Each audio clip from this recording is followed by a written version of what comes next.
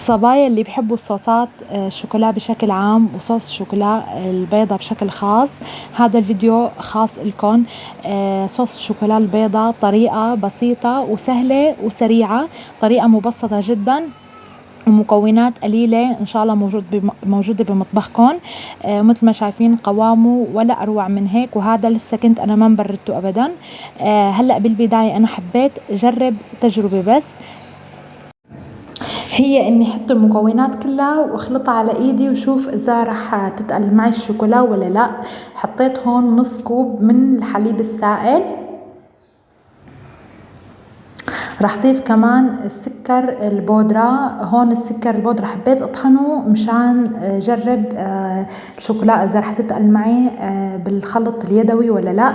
هلا بس عم نخل السكر البودرة، نص كوب من السكر البودرة، رح ضيف كمان نصف كوب من الحليب البودرة كمان، ورح رح ضيف الفانيليا،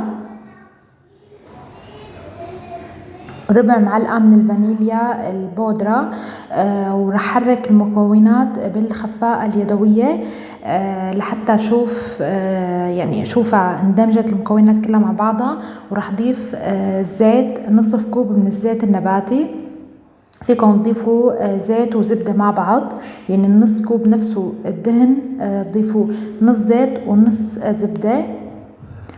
مثل ما قلت لكم انا رح احط الزيت مثل خيط، ورح ضل عم بحرك، ضليت عم بحرك لحتى وصلت لهذا القوام، بس للاسف ما تقلت معي. كمان رجعت جبت الخفاقة الكهربائية عفوا وخلطتها كمان ما تقلت معي. انا هاي الشغلات كلها شفتها بفيديو على الفيسبوك، بس ما كل شيء بنشوفه على الفيسبوك بكون تمام. يعني ما تصدقوا كل شيء بتشوفوه على النت.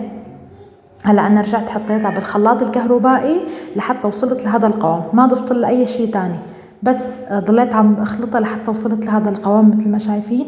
وهون بدون ما تكون مبردة، ما بردتها ابدا، هذا هو قوامها يعني بدون براد.